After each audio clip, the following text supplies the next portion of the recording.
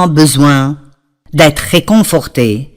Et je sais ce que c'est que d'être blessé émotionnellement, mentalement. Vous vous inquiétez pour quelque chose, quelqu'un vous a rejeté, ou vous avez eu une grande perte dans votre vie, et le chagrin et la solitude sont les choses dont je veux parler aujourd'hui et demain. Et c'est quelque chose que, d'un côté, c'est naturel de passer par un processus de deuil, mais si vous le laissez continuer trop longtemps,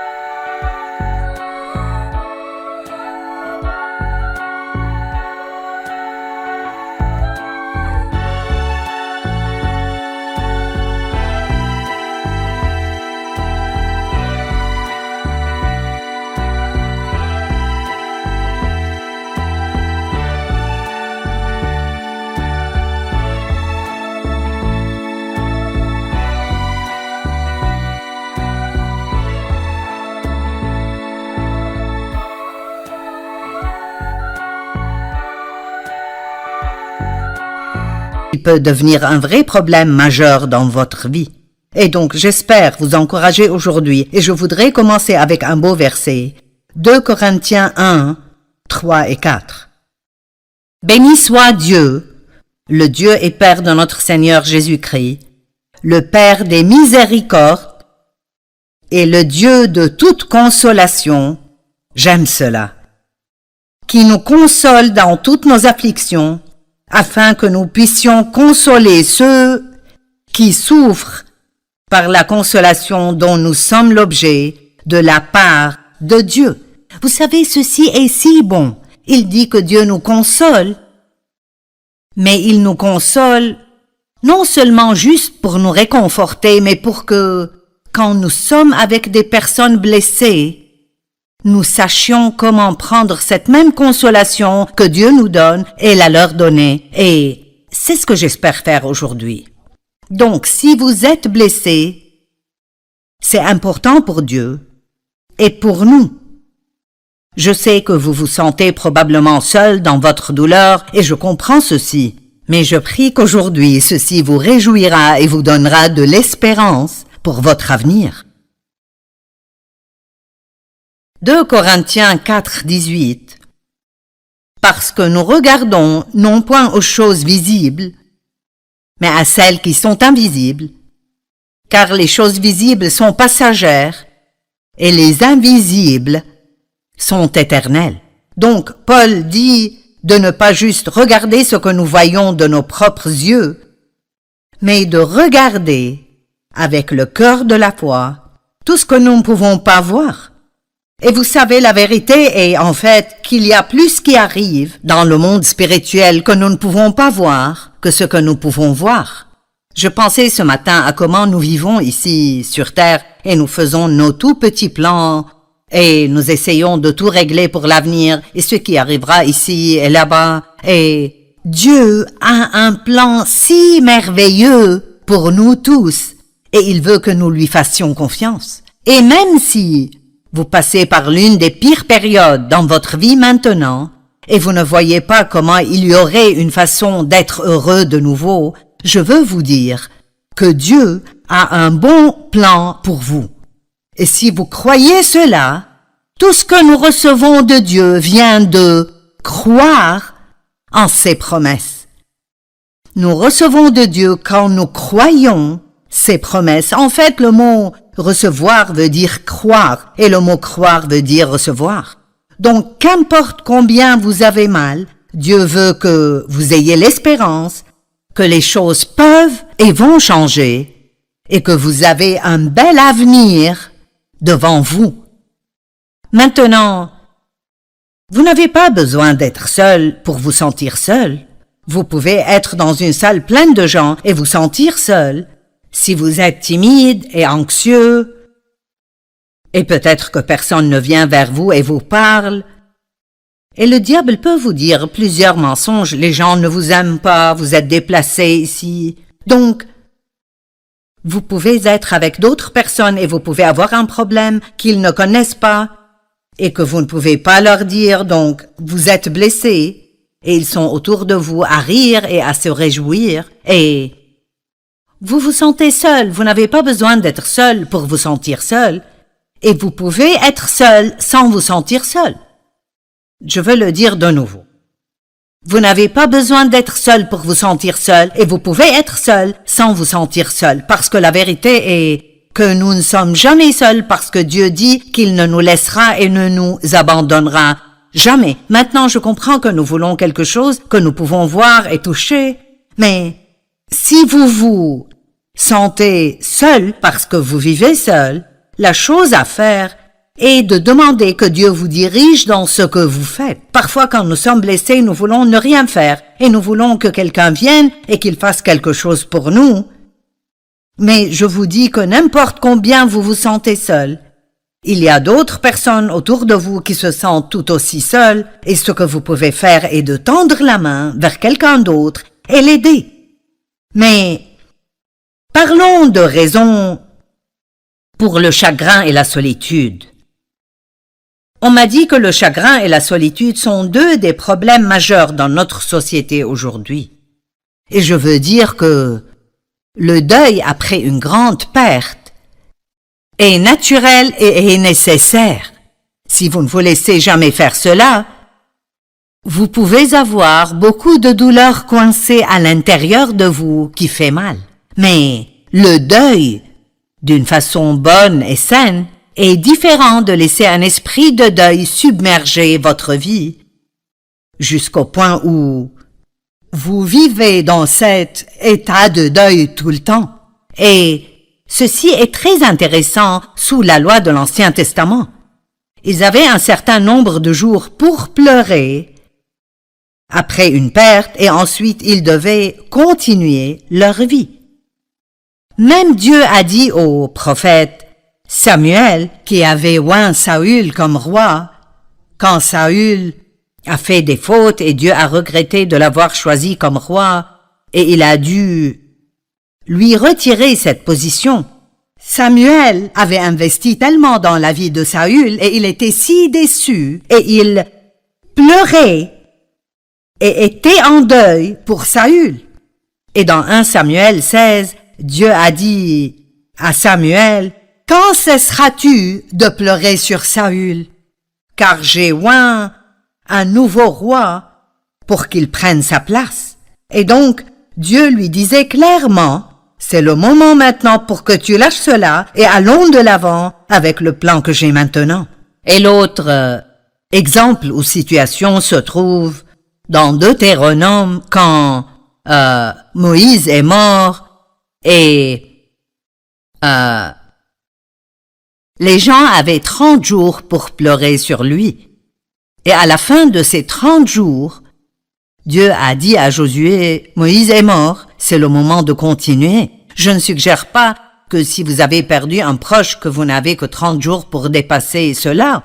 Mais je pense que c'est intéressant que Dieu ait mis une limite à leur temps de pleurs. Et je pense que c'est un message pour nous que vous ne pouvez pas juste laisser cela continuer encore et encore et encore. Quelqu'un me parlait ce matin à propos de son père qui est mort et son père et sa mère avaient été mariés 65 ans et c'est un long temps ensemble. Et il me disait combien c'était difficile pour sa mère et ça faisait 4 mois que le père était mort. Et il a dit, on dit que ça prend près d'1 an. Eh bien, je comprends cela et il y aura toujours des temps ou des choses qui vous rappellent de quelqu'un que vous avez perdu ou quelqu'un dit quelque chose et vous pouvez ressentir une autre vague de cette solitude et de ce chagrin. Mais la vérité est que si vous êtes vivant et vous respirez, alors Dieu a un plan pour votre vie et Dieu a un but pour votre vie et vous ne voulez pas manquer cela en restant coincé dans ce qui était et ne sera plus jamais. Amen. D'accord. Les gens peuvent se sentir seuls parce qu'ils sont extrêmement timides, ils sont très farouches et ne vont jamais vers personne. Ils s'isolent et espèrent que d'autres personnes viendront vers eux. Des gens peuvent se sentir seuls ou ils peuvent pleurer parce qu'ils ont été rejetés dans leur vie. On a abusé d'eux. Ils ont eu une enfance douloureuse et dysfonctionnelle et c'est beaucoup d'entre vous. Et à cause de ce qui m'était arrivé, je n'ai jamais senti que j'avais ma place. J'avais ce grand secret caché à l'intérieur de moi que je ne pouvais raconter à personne et donc je sentais que personne ne me comprenait. Je me demande combien de personnes regardent maintenant et sentent que personne ne vous comprend vraiment. Eh bien, Dieu vous comprend. Et la Bible dit que nous avons un grand prêtre. Ceci est dans Hébreux 4, 15 et 16. Nous avons un grand prêtre, Jésus, qui comprend nos faiblesses, nos incapacités, nos tempéraments. Il nous comprend parce qu'il avait un corps tout comme le nôtre et est passé par tout ce que nous traversons. Donc, cela me réconforte toujours que Jésus me comprend. Il me comprend vraiment. Et il est avec nous tout le temps et il nous aime.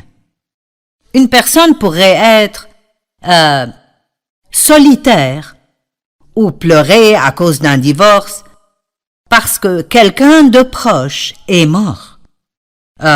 Ceux qui sont plus âgés peuvent parfois se sentir seuls. Ils sentent que leur vie est terminée, qu'il n'y a plus rien pour eux. Mais ici de nouveau, tant que vous respirez et vous êtes en vie, Dieu a un but et un plan pour vous. Et l'une des meilleures choses pour nous est de regarder au-delà de nous-mêmes vers ce que nous pouvons faire pour d'autres personnes. Et je dis ceci tout le temps, dans beaucoup de mes sermons. Et peut-être que vous pensez, cela ne peut pas être la réponse pour tout, mais c'est probablement la réponse à la plupart des choses. C'est de ne pas trop penser à nous-mêmes, mais de penser à d'autres personnes qui sont dans une situation peut-être pire que la nôtre. Tout changement d'étape dans la vie peut vous faire vous sentir seul. C'est la retraite, qu'allez-vous faire maintenant? Les enfants prennent leur diplôme et quittent la maison et vont à l'université. Peut-être que vous avez eu beaucoup d'enfants à la maison et ils commencent à aller à la garderie ou à la 12e ou quoi que ce soit. Certains parents seraient heureux parce qu'ils auront finalement du temps pour eux-mêmes, mais d'autres, j'ai vu des mères passer par des temps difficiles parce que ce qu'elles faisaient pendant leur journée ne doit plus être fait maintenant. Bien sûr, probablement la perte d'un proche, la mort d'un époux, la mort d'un enfant, la mort d'une mère ou d'un père, ou d'une sœur ou d'un frère, ou même un ami très très proche, peut être très très dévastatrice. Mais si vous allez à Dieu et vous le laissez dès le début, commencez à vous consoler, et au lieu de penser à tout ce que vous avez perdu, vous pensez aux bonnes choses dans cette relation, de tous les bons souvenirs dont vous vous rappelez, et vous êtes heureux de les avoir eus dans votre vie aussi longtemps que vous les avez eus. Vous savez, je commence à réaliser, et cela pourrait être drôle parce que j'enseigne beaucoup sur la pensée, mais je pense que tout problème que nous avons est connecté à notre pensée. Ça dépend vraiment de comment nous allons regarder quelque chose et comment nous allons y penser.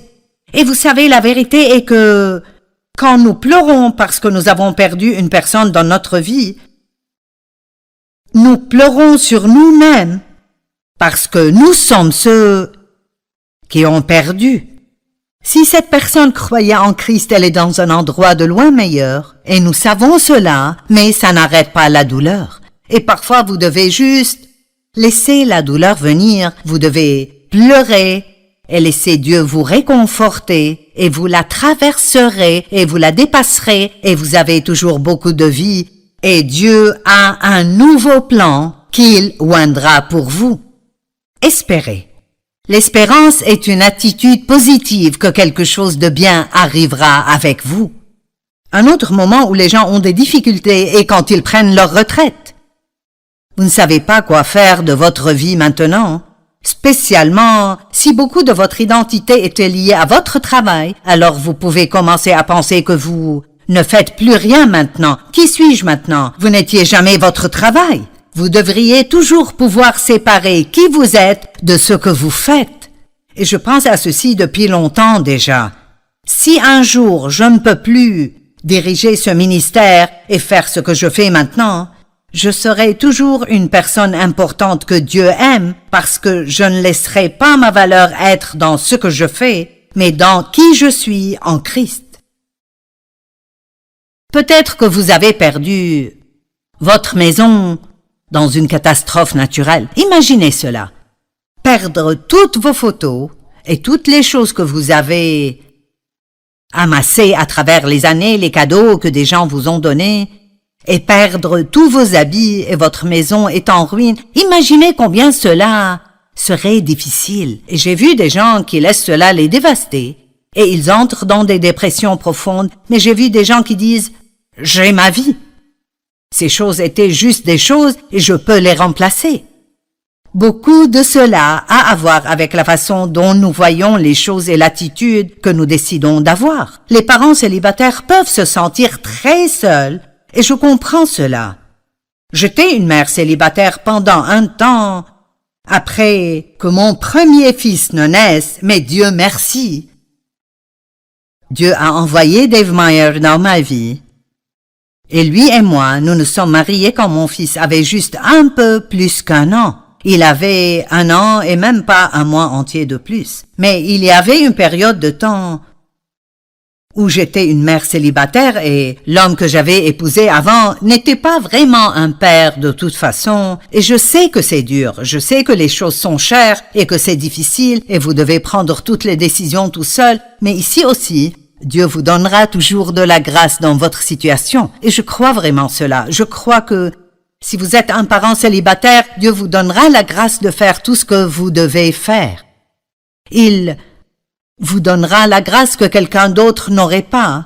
Mais c'est important que vous gardiez une bonne attitude. C'est vraiment difficile d'avoir la grâce de Dieu et de se plaindre tout le temps de notre situation. Donc, commencez par aligner votre bouche avec la parole de Dieu et dites « Je crois que Dieu me fortifiera chaque jour et me donnera la capacité de faire ce que j'ai besoin de faire. » Et communiquez avec d'autres personnes qui sont dans la même situation que vous, pas juste pour vous plaindre à propos de combien c'est difficile, mais pour que vous puissiez partager des idées concernant des façons dont vous pouvez faire face aux défis que vous avez.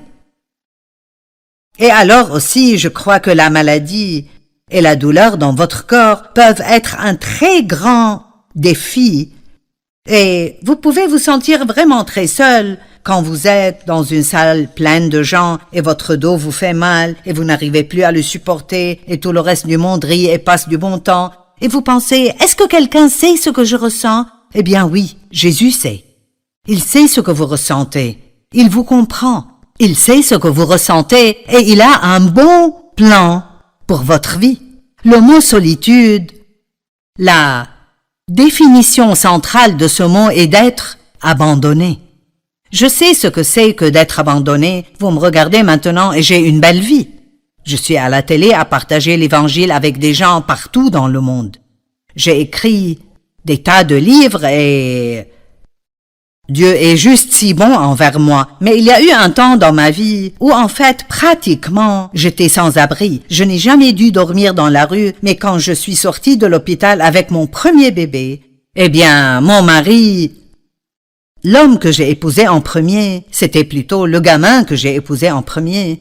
J'avais 18 ans et il avait 19 ans et aucun de nous deux ne pensait clairement. Et quand j'étais enceinte, il m'a abandonnée et est allé avec une autre femme et vivait juste à côté de là où nous vivions et donc quand je suis sortie de l'hôpital avec le bébé, je ne savais où aller. Il est venu et m'a prise mais il a fini par appeler une proche, une femme qui avait épousé l'un de ses frères. Ils étaient divorcés, mais elle était une chrétienne et il sentait que peut-être elle nous aiderait parce qu'elle était une bonne femme. Et elle l'a fait. Elle nous a laissé vivre chez elle. Mais j'ai été abandonnée. Quand je l'ai épousée, nous sommes allés en Californie et il Albuquerque, Nouvelle-Mexique d'abord, et une nuit, il n'est juste pas rentré, et il m'a abandonné là, et il a fait la même chose de nouveau en Californie. Donc je connais la solitude et la douleur d'être abandonné. Mais vous savez quoi? Regardez-moi maintenant. Et c'est cela que je veux que vous compreniez aujourd'hui. Quoi que soit ce que vous traversez maintenant, ne restez pas coincé là. Pleurez comme il faut, puis dites à Dieu ce que vous ressentez. Passez par toutes les phases possibles, mais espérez pour votre avenir. La Bible dit que alors que tout portait au contraire, Abraham a eu confiance, plein d'espérance qu'il verrait les promesses de Dieu s'accomplir dans sa vie. Vous savez, il y a tellement de merveilleux exemples bibliques. Jésus a été abandonné sur la croix. Et il a dit, mon Dieu, pourquoi m'as-tu abandonné? Imaginez cela. Imaginez cela.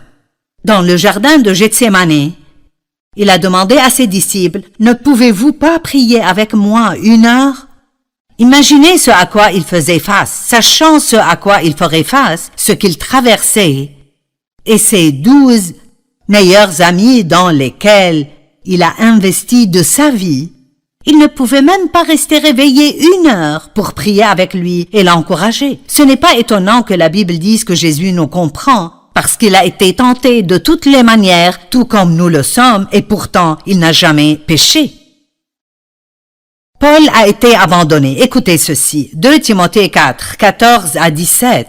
Alexandre l'orfèvre a fait preuve de beaucoup de méchanceté à mon égard. Le Seigneur lui donnera ce que lui auront valu ses actes. Garde-toi de lui, car il s'est opposé avec acharnement à notre prédication. La première fois que j'ai eu à présenter ma défense au tribunal, personne n'est venu. Personne n'est venu pour m'assister. Tout le monde m'a abandonné. Que Dieu ne les punisse pas. J'aime cela. Il dit, regardez, personne ne m'a aidé, tout le monde m'a abandonné. Toutes ces personnes dans lesquelles Paul a investi de sa vie, quand il avait besoin d'eux, ils n'étaient pas là pour lui, mais sa première réaction était que Dieu ne les punisse pas. Écoutez, si vous pouvez prier des bénédictions sur les personnes qui vous ont blessé, vous êtes en chemin vers une grande percée. Mais écoutez, c'est le Seigneur qui m'a assisté. J'aime ceci. Vous ne sentez peut-être pas la présence de Dieu. Vous ne pouvez pas le voir de vos yeux physiques, mais Dieu est avec vous. Je veux que vous compreniez cela. Dieu est avec vous et il a un plan pour vous. Et toute chose doit arriver à sa fin, mais les fins engendrent toujours de nouveaux commencements. Pouvez-vous garder cela dans votre cœur? Les fins font toujours de la place pour de nouveaux commencements. Il n'y a rien que je puisse vous dire aujourd'hui qui soulagera la douleur que vous ressentez. Mais si vous allez de l'avant et ressentez la douleur d'une façon saine et vous laissez Dieu vous aider, vous pouvez sortir de cela comme quelqu'un qui est prêt à servir de problème en vous, mais en la personne qui vous a fait ça. Mais quand vous étiez enfant, vous ne saviez pas cela, donc vous avez commencé à porter ce fardeau qu'il y a un problème en vous. Et ensuite, même quand vous recevez Christ, avant de vraiment renouveler votre pensée et de savoir qui vous êtes en lui, à chaque fois que vous faites la plus petite chose de la mauvaise façon, vous vous sentez coupable et condamné, parfois pendant des jours et des semaines à la fois. Je me sentais coupable quand je ne me sentais pas coupable. Et je suis sérieuse à ce sujet. Je veux dire, j'avais un grand problème avec le truc de la culpabilisation. Je le portais comme un fardeau invisible sur mon dos partout où j'allais. Et j'essayais d'enseigner la parole et de suivre l'appel de Dieu sur ma vie, mais j'avais un vrai problème avec ça. Combien d'entre vous ont des problèmes avec la culpabilisation? Allez, je veux voir. Jusqu'à maintenant? Et vous êtes un croyant depuis longtemps. Mais la Bible dit, si quelqu'un est en Christ, il est une nouvelle créature. Les choses anciennes sont passées, voici toutes choses sont devenues nouvelles. C'est 2 Corinthiens 5, 17. 2 Corinthiens 5, 21 dit, celui qui n'a point connu le péché, il l'a fait devenir péché pour nous, afin que nous devenions justice de Dieu en Christ. Donc quand il siège et je siège en lui, même quand je fais des fautes, Dieu me voit toujours, d'après la Bible amplifiée, comme étant juste devant lui. Bien que je fasse des fautes parce que mon cœur est droit et je veux faire ce qui est bon et je suis désolé d'avoir fait ces fautes, Dieu me voit toujours comme étant juste devant lui. Nous sommes justifiés en Christ, c'est-à-dire nous sommes changés. C'est comme si nous n'avions jamais péché. Allez, j'en ai assez que vous soyez en colère contre vous-même. Donnez-vous une pause. Jésus a fait le sacrifice final. Il n'y a plus de sacrifice nécessaire. Plus maintenant. Votre culpabilisation n'est pas la façon de payer pour vos péchés. Allez, si seulement une personne est libérée aujourd'hui, je peux rentrer chez moi heureuse. Mais j'espère que ce sera plus qu'une. Donc, je me souviens d'un incident en particulier. J'étais allée faire du shopping et je me culpabilisais. Et je me suis garée à l'arrière du parking pour pouvoir marcher lentement et pathétiquement jusqu'au magasin. Si vous vous sentez mal dans votre peau, vous pourriez aussi bien vous abattre. J'ai entendu le Saint-Esprit dire « Joyce, comment comptes-tu surmonter ce péché ?» Eh bien, je connaissais la réponse. J'ai dit « Oh, je vais recevoir le sacrifice que Jésus a fait qu'il est mort pour moi. » Et le Saint-Esprit a dit « Et quand prévois-tu de faire ça ?» Combien d'entre vous savent que Jésus est mort pour vos péchés? Combien d'entre vous croient qu'il a payé le prix de vos péchés? Très bien. Alors, quand allez-vous le recevoir et vous pardonner vous-même? Allez, quelqu'un doit être libéré aujourd'hui. Certains d'entre vous portent toujours des choses depuis 10 ans et vous vous sentez mal concernant ce que vous avez fait il y a 10 ans. Cela ne vous aide pas et cela n'aide pas Dieu. Amen. Donc, savez-vous ce qu'il m'a dit? Tu sais, Joyce, si ça ne te dérange pas, pourrais-tu juste aller de l'avant et recevoir mon sacrifice maintenant? Parce que j'ai besoin de toi et dans cet état-là, tu ne m'es pas utile. Quand nous sommes dans ce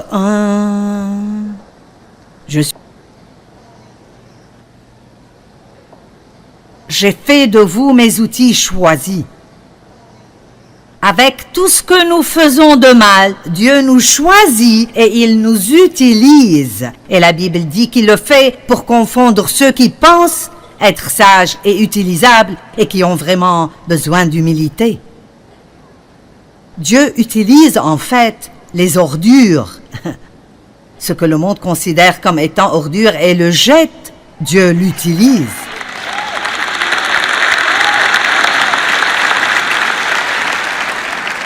Vous ne comprenez simplement pas combien c'est ridicule que je fasse ce que je fais.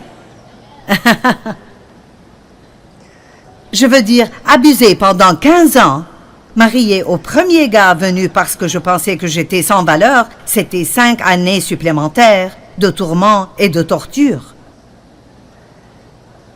J'aurais voulu aller à l'université, mais je ne pouvais pas le faire parce que je voulais juste sortir de la maison de mon père et pouvoir prendre soin de moi pour que personne ne puisse plus jamais me contrôler.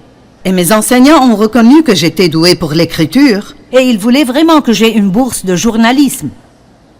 Eh bien, je n'ai jamais pu aller obtenir cette éducation pour écrire et j'ai écrit 135 livres.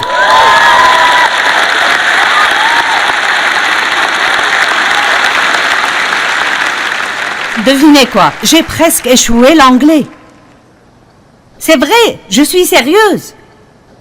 Je l'ai presque échoué parce que je me moquais de si c'était un nom ou un pronom ou un verbe. Je voulais juste parler. Maintenant, je parle à des gens partout dans le monde. Je n'ai jamais appris de langue étrangère, mais je parle en 132 langues.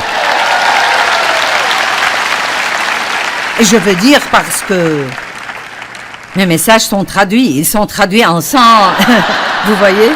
Vous vous disiez, tu les connais? Allez, mes messages sont traduits. Ce que nous faisons ici aujourd'hui sera vu partout dans le monde en 132 langues et Donc, j'essaie de vous faire comprendre que toute chose que le diable a essayé de m'enlever, Dieu me l'a donné multipliée plusieurs fois et croyez-moi, il fera la même chose pour vous. Amen. Alléluia. Mais je veux que vous compreniez que je n'allais nulle part rapidement avant de dépasser cette condamnation. S'il vous plaît, écoutez-moi. Mais c'est ce que je ressens.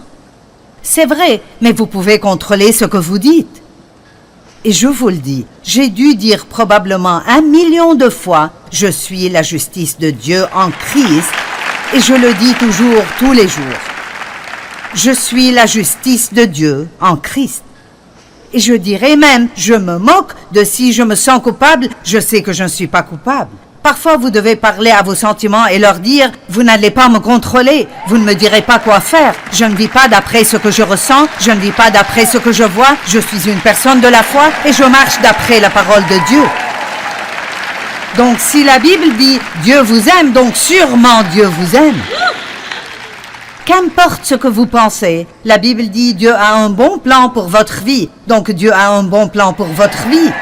Soyez d'accord avec Dieu, arrêtez d'être d'accord avec le diable et vous verrez peut-être de grandes choses arriver dans votre vie. C'est si merveilleux de tout faire, de cette position de nous reposer en Dieu. Mais vous ne vous reposerez dans aucune autre région de votre vie avant d'apprendre comment vous reposer en Dieu à votre propos. Oui, j'ai entendu ce aïe au fond. Combien de personnes ici ne s'aiment pas eux-mêmes?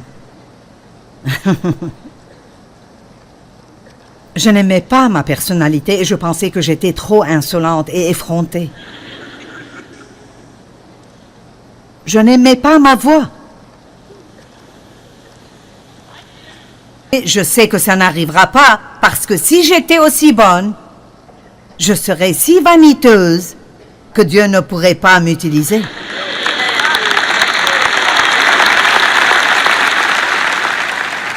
Dieu garde quelques faiblesses en nous pour nous garder humbles.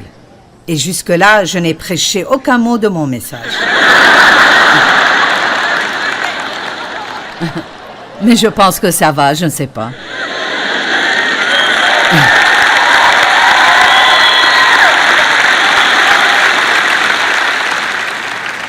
Je veux que vous mettiez une fin à la guerre que vous avez avec vous-même.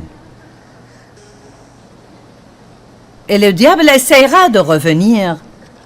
Oh, il essaiera. Mais en Christ, en Christ, en Christ, en Christ, nous sommes tout et rien. Tout en Christ, rien en nous-mêmes. Tant que vous vous rappelez cela, Dieu peut faire des choses grandes et puissantes à travers vous. Allez, je pense que nous allons partager plus de la parole dans 1 minute, mais si vous avez besoin d'entrer dans le repos de Dieu concernant vous-même, levez-vous, je vais prier pour vous.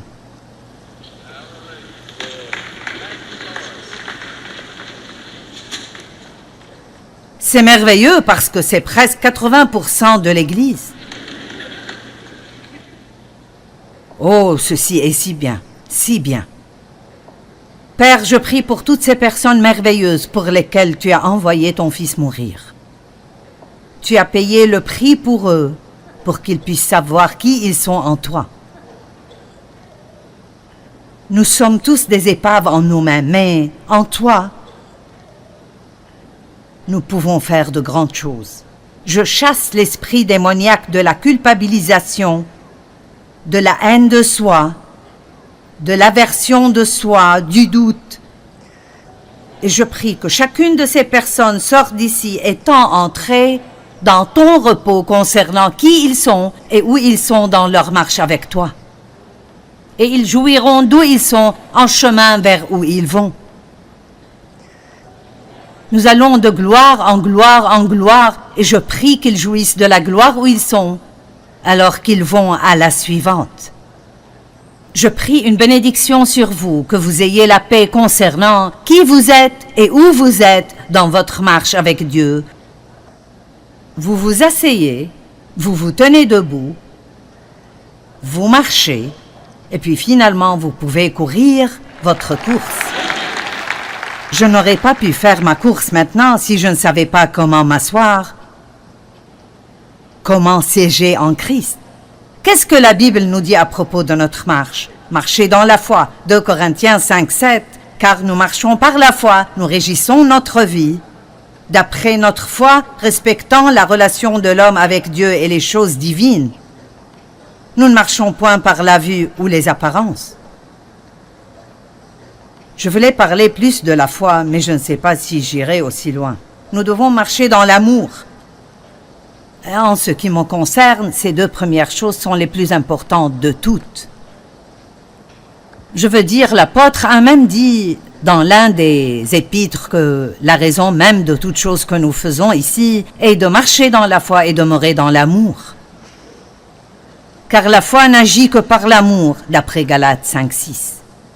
Qu'importe combien de foi nous avons, si nous ne savons pas que Dieu nous aime, cette foi ne sera jamais assez forte pour nous faire aider. Et marcher dans l'amour avec d'autres personnes est si important. Pardonnez à ceux qui vous ont fait du mal et soyez gentils et miséricordieux envers les gens. Soyez bons et croyez le meilleur à propos des gens. Aidez les personnes qui sont en difficulté. Passez votre vie à être une bénédiction au lieu de passer votre vie à prier pour être béni.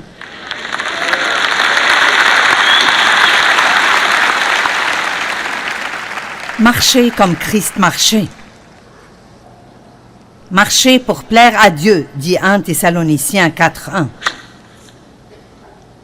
Colossiens 3, 6 et 7 disent « Ne vous comportez pas comme les païens ». Nous allons nous arrêter là juste une seconde et dire « Nous sommes dans le monde, mais nous n'en faisons pas partie ». C'est le moment pour nous d'avancer. Allez, c'est le moment pour nous de choisir d'être excellents et d'arrêter de nous comporter comme le reste du monde. La Bible dit « Sortez donc du milieu d'eux et séparez-vous ». Maintenant, cela ne veut pas dire que nous sommes meilleurs que tous les autres ou que nous n'aurons rien à voir avec un non-croyant. Nous devrions pas être proches et amis intimes de non-croyants, mais nous devons être leurs amis et nous devrions leur montrer l'amour parce que sinon, nous ne leur montrons pas Christ. Mais nous ne pouvons pas devenir comme eux. Je dis toujours, passez du temps avec les non-croyants tant que vous les affectez et ils ne vous infectent pas. Amen. Si nous ignorons et évitons tous les non-croyants, et là, de vous-même. La plupart d'entre nous pensent que si nous obtenons ce que nous voulons, si nous obtenons juste les choses que nous voulons, alors nous serons heureux. Mais la vérité est que les choses ne peuvent pas vous rendre heureux.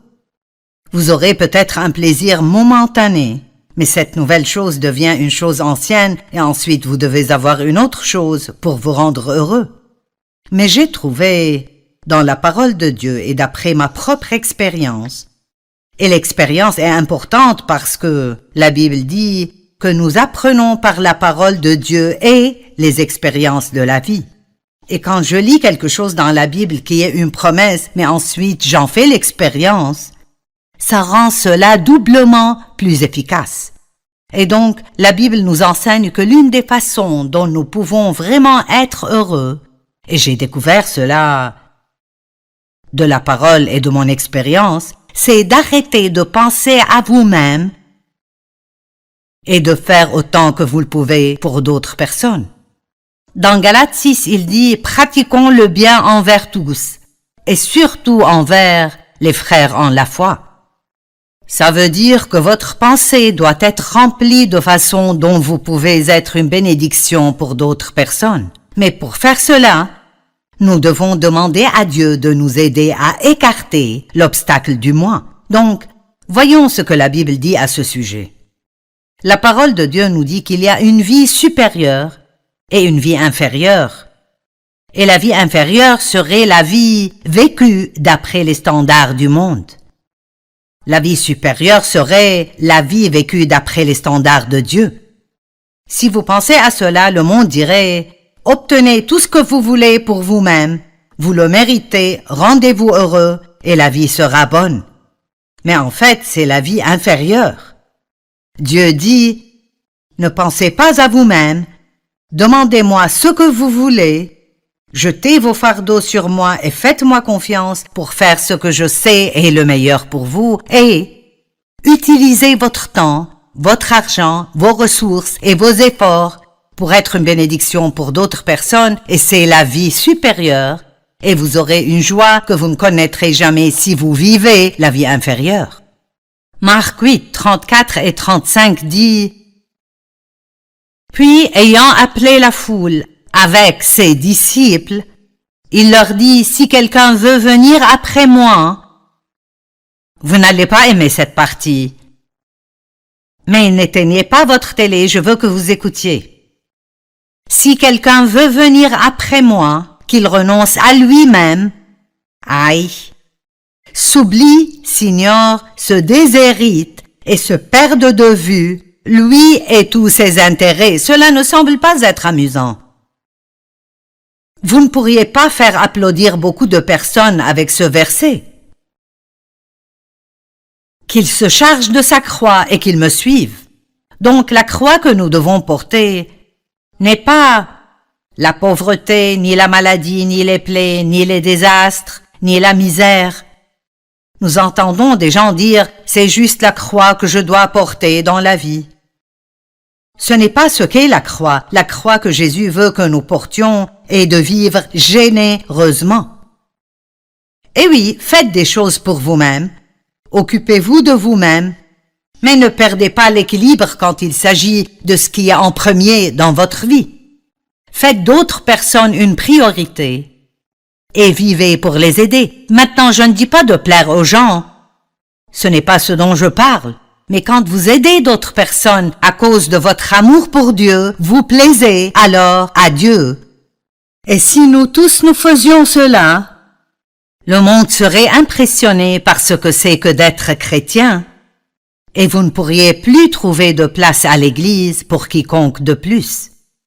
Le problème est que nous prêchons aux gens et ensuite ils nous voient faire l'opposé. Mais une chose que vous ne pouvez pas ignorer est le véritable amour. Vous savez, nous faisons beaucoup de travail missionnaire et je crois vraiment que beaucoup de personnes ont tellement de douleur qu'ils ne peuvent pas entendre ce que vous leur prêchez. Mais si vous leur montrez l'amour de Dieu, alors ils écouteront ce que vous avez à dire. Donc nous nourrissons des gens et nous amenons de l'eau propre dans des villages aux gens, dans des pays du tiers-monde.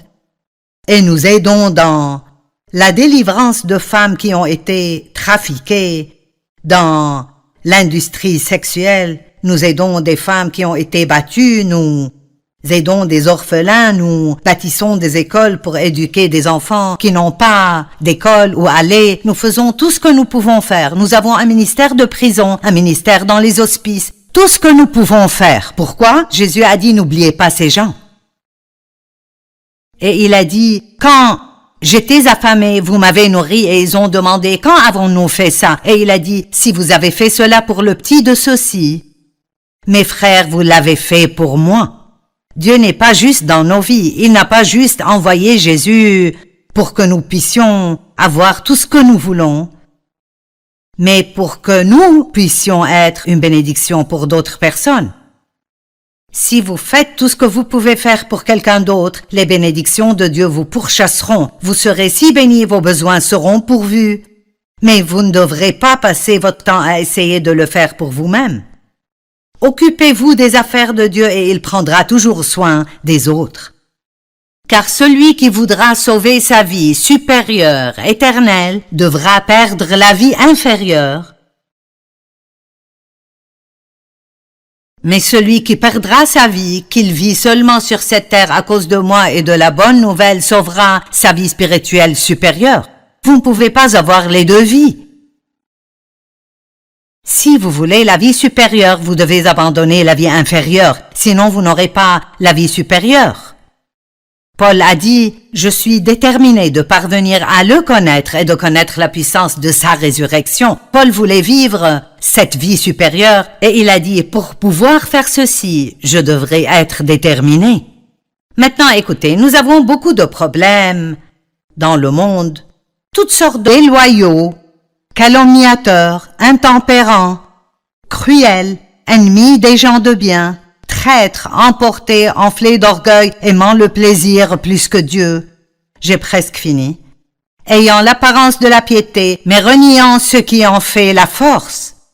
Puis il dit, éloigne-toi de ces hommes-là. Puis-je vous dire qu'avec qui vous passez du temps est très important, spécialement les personnes avec qui vous passez beaucoup de temps. Nous ne voulons pas ignorer les pécheurs, agir comme si nous étions meilleurs qu'eux. En fait, Jésus passait du temps avec des pécheurs tout le temps.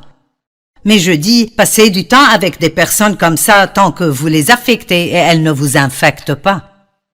Vous devez faire très attention avec qui vous passez beaucoup de temps parce que vous devenez comme ceux que vous fréquentez régulièrement. Si vous m'écoutez tous les jours à la télé, vous commencerez vite à dire des choses comme je l'ai dit. C'est la même chose pour moi. Si j'écoute quelqu'un tout le temps, je prendrai certaines de ses habitudes. Donc vous devez choisir qui vous fréquentez très attentivement. Faites attention quand vous êtes attiré par ce genre de situation et résistez-y. Éloignez-vous-en. Je vais vous parler d'un jeune homme qui avait une bonne vie, mais qui ne réalisait pas cela. Et il voulait que son père lui donne son héritage, bien qu'il fût toujours un jeune homme. Et la chose que vous ne comprenez pas à propos de la culture où il vivait est que c'était si insultant de dire à votre père « Donne-moi mon héritage » parce qu'essentiellement il disait « J'aimerais que tu sois mort pour avoir l'argent ». C'est intéressant pour moi que le père lui a donné ce qu'il voulait. Et vous savez, parfois, Dieu nous donne ce que nous voulons pour nous prouver que ce n'est pas vraiment ce que nous voulons. Après tout, savez-vous que certaines des choses que vous pensez peut-être vouloir pourraient être les pires des choses pour vous? Donc vous devez faire attention à combien vous essayez dur d'obtenir ce que vous voulez et vous assurer que vous laissez Dieu vous donner ce qu'il veut que vous ayez. Mais voici l'histoire. Le fils plus jeune dit à son père, il y a 2 frères dans cette histoire. Mon père, donne-moi ma part d'héritage. Maintenant, j'ai encerclé les mots donne-moi parce que ces 2 mots sont ce qui a presque ruiné sa vie. Et savez-vous ce dont le monde est rempli aujourd'hui? Des gens qui disent donne-moi, donne-moi, donne-moi. Ils ne cherchent pas à donner ou à être une bénédiction. Ils cherchent ce que tout le reste du monde peut faire pour eux. Et le père fit le partage de ses biens entre ses fils. Quelques jours plus tard, le cadet vendit tout ce qu'il avait reçu et s'en alla dans un pays lointain. Là, il gaspilla et perdit toute la fortune que son père lui avait donnée. Vous voyez, il n'était pas assez grand ou assez mature pour savoir comment s'occuper de ce genre de bénédiction comme il faut. Et parfois, nous ne comprenons pas pourquoi Dieu ne nous donne pas plus de ceci ou de cela, mais la vérité est que Dieu vous donnera ce que vous pouvez gérer. Si vous vous rendez misérable parce que vous voulez des choses que vous n'avez pas, pourquoi ne pas dire « Dieu, je veux ta volonté ». Ne me donne pas ce que je demande si ce n'est pas ce que tu veux que j'ai. Maintenant, écoutez. Il gaspilla sa fortune en menant grande vie. Lorsqu'il eut dépensé tout ce qu'il avait, une grande famine survint dans ce pays et il commença à se trouver dans le besoin. Il se trouva donc du travail à garder les pourceaux. Son boulot était de nourrir les pourceaux. Mais avant longtemps, tout ce qu'il pouvait manger était la même chose que les pourceaux mangeaient. Voici ce jeune homme qui vivait à la maison avec un père riche qui l'aimait et avait une belle vie, mais il n'était pas satisfait. Peut-être que vous regardez aujourd'hui et vous vous êtes permis d'être insatisfait. Mais si vous y pensez vraiment et vous regardez autour de vous, vous avez une belle vie. Savez-vous que si vous vivez sous un toit et avez quelque chose à manger, vous êtes plus béni que probablement les 2/3 des gens dans le monde? C'est mauvais quand nous oublions nos bénédictions et nous regardons seulement à ce que nous n'avons pas. Donc il se retrouve à manger avec les cochons. Et j'aime la façon dont la Bible dit ceci. Elle dit étant rentré en lui-même. Et vous savez, beaucoup d'entre nous, nous avons besoin d'un réveil. Nous avons besoin d'un réveil dans notre vie. Avez-vous besoin de rentrer en vous-même? Avez-vous besoin de vous réveiller aujourd'hui? Vous êtes-vous éloigné de Dieu et est-ce un réveil pour vous? Vous savez, nous avons besoin de rester forts chaque jour, de garder notre foi active et nous accrocher à Dieu avec tout ce qu'on a. Ne laissez pas le monde vous l'enlever. Il est rentré en lui-même et il a réalisé, ici, je mange avec les cochons. Et il s'est dit, je sais ce que je ferai. J'irai à la maison, vers mon père, et je lui dirai, mon père, je ne suis plus digne d'être appelé ton fils. Mais me prendras-tu? Il a dit, je me lèverai, j'irai vers mon père, et je lui dirai, mon père, j'ai péché contre le ciel et contre toi, et Dieu est si bon. Et il est le maître des secondes chances, et des troisièmes chances, et des quatrièmes chances. Et je ne sais pas où vous êtes maintenant, mais je crois que je parle à des personnes aujourd'hui qui ont besoin d'une deuxième chance ou une troisième chance. Et peut-être que le diable vous a convaincu que Dieu ne vous reprendra pas, il est un menteur. Je me demande si ce jeune homme a pensé, je me demande si mon père me reprendra. Donc il est retourné chez son père. Et il est écrit que le père est venu vers lui en courant. Et les hommes plus âgés en ce temps ne couraient pas. Son père était si heureux de le voir. Il a ordonné qu'on fasse une grande fête, qu'il tue le veau gras, qu'il lui amène la plus belle robe, qu'on lui mette un anneau au doigt. Et le fils était repentant et donc tout ce que le père voulait était de lui amener la restauration. Si vous êtes tombé dans le péché et vous êtes repentant, Dieu veut juste vous restaurer et il veut le faire maintenant. Il ne sera pas en colère contre vous, il ne vous punira pas et ne vous rappellera pas chaque 5 minutes de vos fautes. Donc si vous vous retrouvez dans un champ de porc, en quelque sorte, vous pouvez vous repentir et vous pouvez retourner chez votre père et dire « Père, j'ai péché et je veux retourner à la maison ». Il y a un autre jeune homme dans la Bible qui est allé chez Jésus et a dit « Qu'est-ce que tu veux que je fasse? Qu'est-ce que je dois faire pour être juste devant toi pour faire ce que tu veux que je fasse? » Et il lui a dit « Garde mes commandements. » Et le jeune homme, si imbu de lui-même, a dit « Oh, j'ai fait cela, j'ai fait cela. » Et Jésus lui a dit « Il te manque encore une chose. » C'est quelque chose que nous devons réaliser, c'est que quoi que nous pensions avoir fait, il y a toujours quelque chose qui nous manque. Et c'est vraiment une bonne nouvelle parce que ça veut dire que, qu'importe combien de bonnes choses nous pensons avoir faites, il n'y a rien que nous puissions faire qui nous rendrait juste devant Dieu. Nous avons toujours besoin de Jésus, de le partager avec d'autres. Une autre façon de ne pas être égoïste est de ne pas prendre offense. Êtes-vous une personne irritable qui est facilement blessée? Eh bien, la Bible dit que l'amour n'est pas irritable. Marc 4:14 dit « Le semeur sème la parole ». Le verset 15 « Certaines personnes se trouvent au bord du chemin où la parole a été semé. À peine l'ont-ils entendu que Satan vient arracher la parole qui a été semée en eux. Puis il y a ceux qui reçoivent la semence sur le sol rocailleux. Quand ils entendent la parole, ils l'acceptent avec joie. Il dit ici, comme vous lisez l'histoire entière, que certains ont été offensés, d'autres sont trompés par la séduction de l'argent et des richesses.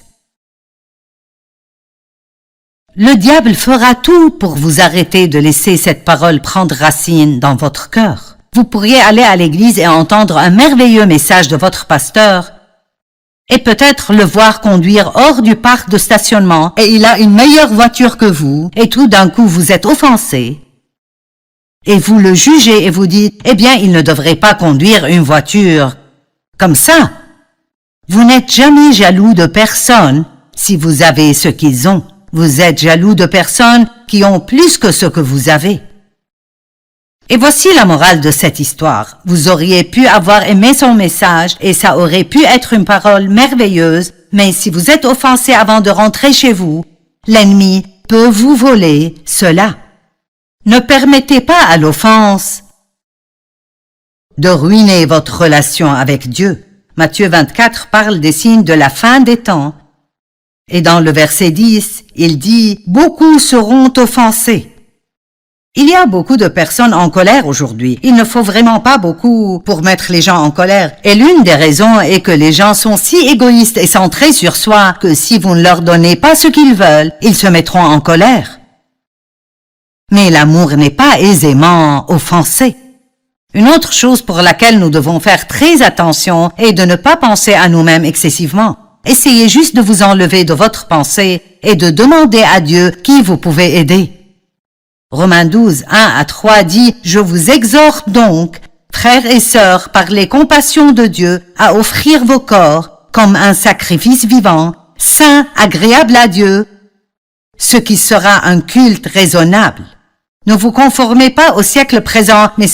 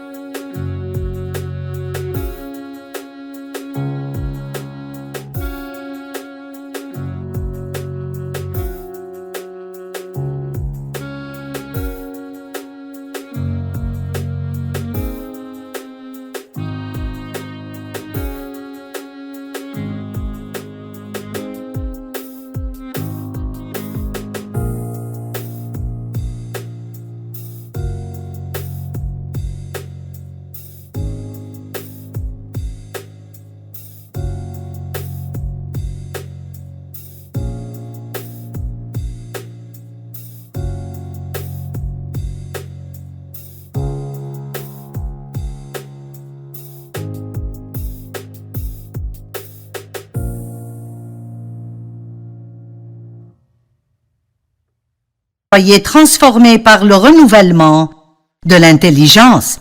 Par la grâce qui m'a été donnée, je dis à chacun de vous de n'avoir pas de lui-même une trop haute opinion. Ou peut-être que